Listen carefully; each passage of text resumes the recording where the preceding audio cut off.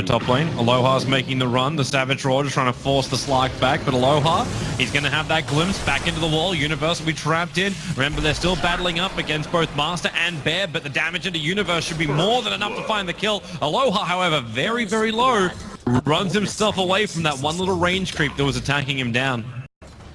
They do have a Lion to sort of respond to the Faceless voice, but they've chosen to rotate should be dead. mid. There's your Crypt Swarm as well as the Soul Siphon.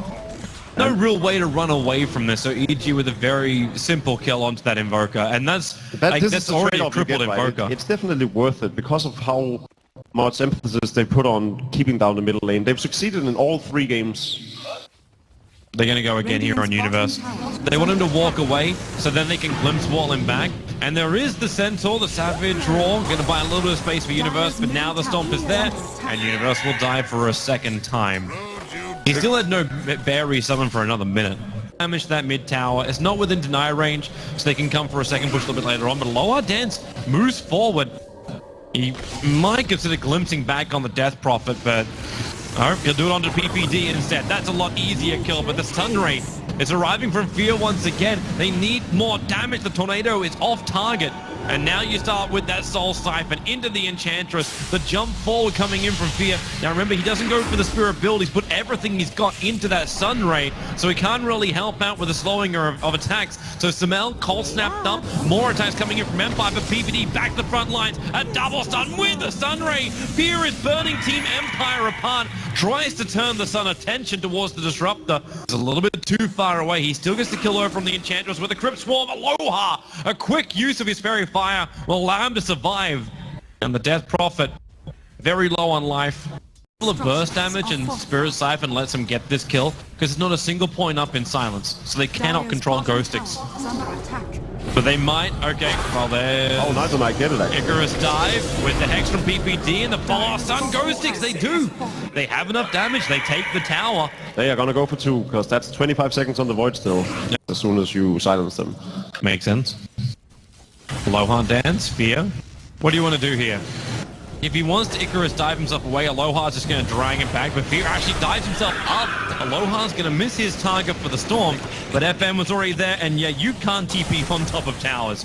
But they're just on a... Oh, maybe they are. They 4-man smoke on the mid lane, and they're coming down. The Exorcism now going to be triggered, but Yoku, he's so close. The EMP Tornado catches out to disrupt the Storm, but doesn't actually catch anybody out. They might have to glimpse him back in again, but Samel takes too much damage from that Enchantress. Goes with a perfect ulti, catching out Arteezy, and this is a terrible fight for Evil Jesus. They're most definitely going to lose 4. Arteezy, that shapeshift form is only going to last for a couple of seconds. Can they catch him? Actually, no, they can't.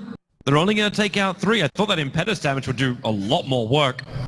So Enchantress takes 1 tower up on the top, as Empire brought basically everyone apart from Ghost Stick, but it's Ghost Stick who's got that Chronosphere ready to defend the mid if required.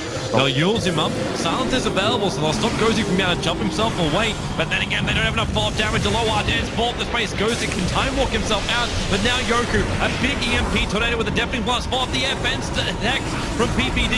The perfect time is his Slark couldn't just straight up initiate, and he's actually being drained down at the moment, caught in the edge of the Chronosphere, which will allow for PPD to get a follow-up double stun. But FN into the Shadow Dance. It's a 2-for-1 trade-off, and maybe going to be more as Spear tries to run himself out. FN right in the neighborhood, pounces himself forward. They know PPD's in the tree line. He'll break the Aegis to the Immortal and tries this TP out. Is there a time lock? Is there a stun? Is there damage? There is not. PPD successfully. That's a lot of value from the Lycan build to go with if you want to win. Yeah. Oh, EG gonna force the issue down the mid. They've only got the Relic on the Bear, still not the full Radiance. So Empire doesn't have to deal with that, but the EMP Tornado, the Bear is the only thing really caught out here at the moment.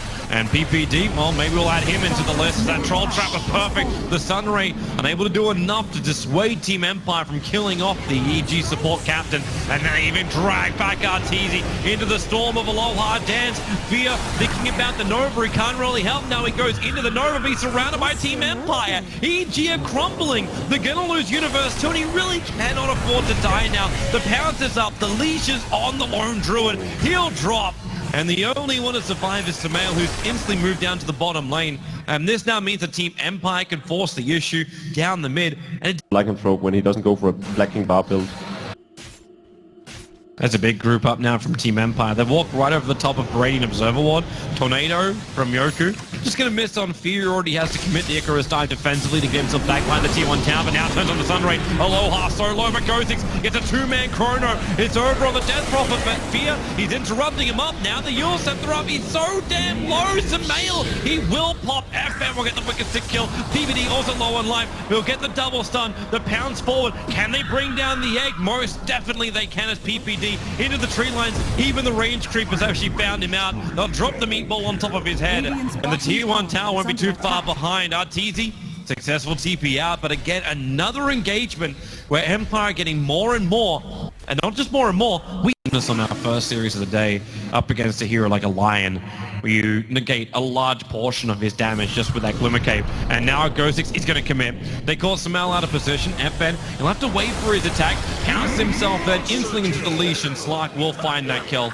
A little bit of help came in from the Enchantress too, but that's 40 seconds now for Samael on the sidelines. With a wrap around. Oh, Empire, this could actually be one of the greatest plays for them.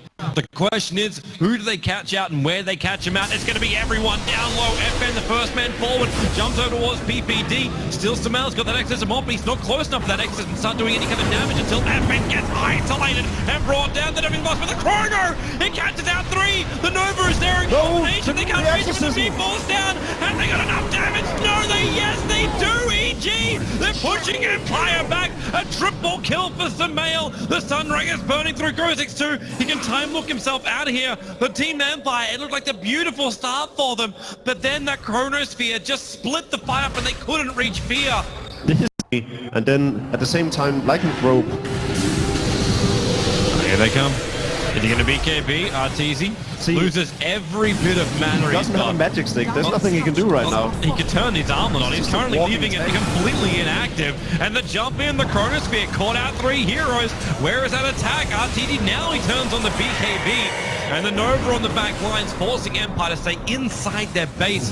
But this allows the Exorcism to do its work. FN again jumping forward, but they just don't care. EG's too tanky. They force the mid-racks. The Enchantress a little bit too close in, getting hexed up there by PPD, but they just, again, the dives keep going. Ghostix with no Chronosphere. They've lost their melee racks, and the Bear with actually soloing up against the Faceless Void right then.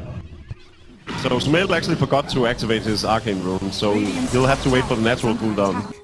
Is this also a visual bug? But I haven't seen Arteezy use his armlet that entire fight. FN, okay. That's coming in close. Now Arteezy, he lets Shapeshift go. Ghostix, he's still got no ulti, and Arteezy, he just runs after Yoki. Now that armor's turned on. He's looking for the opening. The Deafening Blast buys a little bit of space, but not enough space to save the life of the Enchantress. Or, okay, maybe it will be. 4 points untouchable is difficult to fight against, and the Glimpse is going to take Samael out of the fight, so Enchantress will survive to fight another day. Stands right here. They jump up. If Empire loses this fight, the game is over. Watch for the positioning.